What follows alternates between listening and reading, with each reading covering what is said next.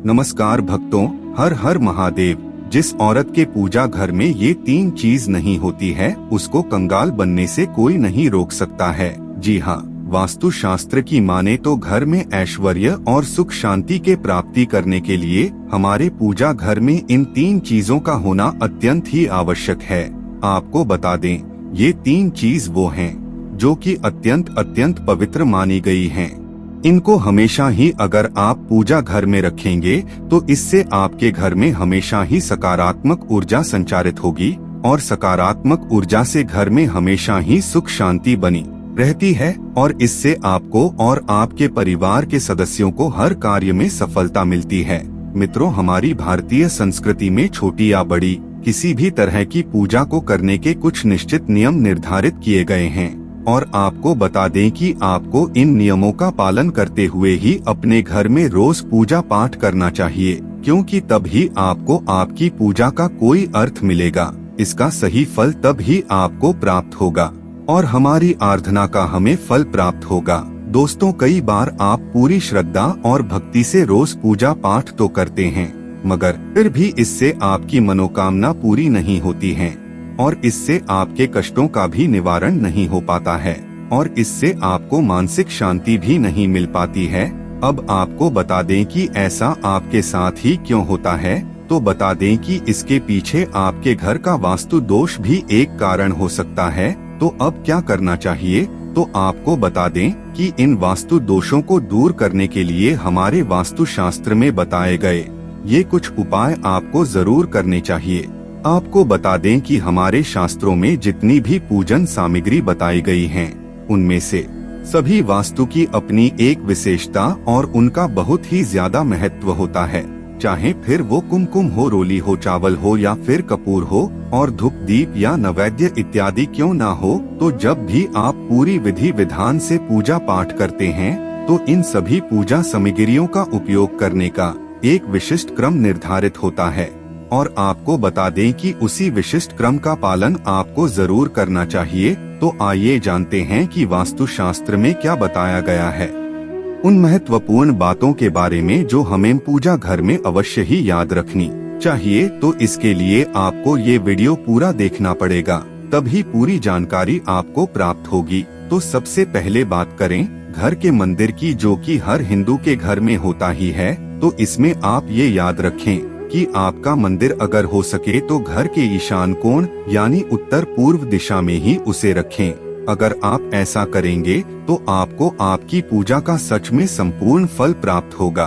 दूसरी बात करें तो आप प्रतिदिन जागकर स्नान आदि से निवृत्त होकर और स्वच्छ कपड़े पहनकर ही नियम पूर्वक पूजा करें और सुबह शाम ईश्वर के सामने दीपक अवश्य ही जलाएं। और सबसे बड़ी बात कि आप ये ध्यान में रखें कि मंदिर और उसके आसपास की जगह हमेशा ही साफ सुथरी रखें। तत्पश्चात भगवान को स्नान कराकर कुमकुम आदि का तिलक लगाकर भगवान को पुष्प अर्पित करें। हालांकि सभी घरों में कुछ नियम होते हैं, तो लोग उन नियम को ही ध्यान में रखकर एक क्रमबद्ध तरीके से पूजा करें। तीसरी बात आप ये याद रखें कि आप भगवान के नैवेद्य को कभी भी यानी उनके प्रसाद को कभी भी पूजा से पहले चखकर झूठा ना करें। इसके साथ ही भगवान पर चढ़ाए जाने वाले फूलों को या धूप या अगरबत्ती को, इसके अलावा भी किसी अन्य पूजा से जुड़ी सामग्री को आपको सूंघ कर भी नहीं देखना चाहिए, क्योंकि ये दोस्तों शास्त्रों की नजर में अनुचित माना जाता है।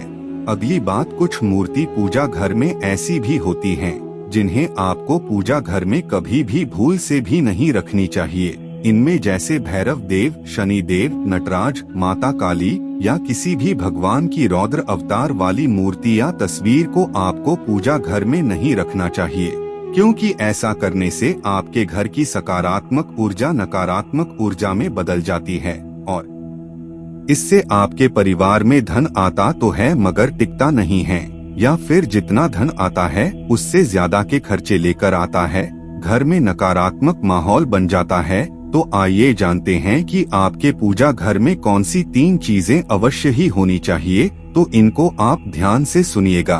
तो मित्रों, इनमें सबसे पहली चीज है कलश। जी हाँ, शास्त्रों में कलश को पूर्णता का प्रतीक माना गया है। चाहे वो सत्यनारायण की पूजा हो, दीपावली हो या फिर किसी भी प्रकार का उत्सव हो, कोई भी मांगलिक कार्य हो तो कलश की स्थापना जरूर की जाती है, क्योंकि कलश की स्थापना किए बिना सभी मांगलिक कार्य अधूरे माने जाते हैं। आपको बता दें कि पूजा में कलश का उपयोग देवताओं का आह्वान करने के लिए किया जाता है।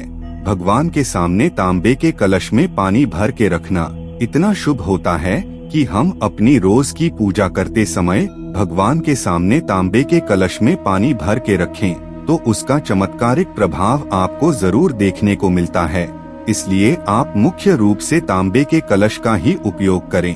आप ध्यान रखें कि कलश पर कुमकुम से स्वस्तिक चिन्ह बनाकर उस पर चावल लगाएं और मोली का धागा जरूर बांध दें।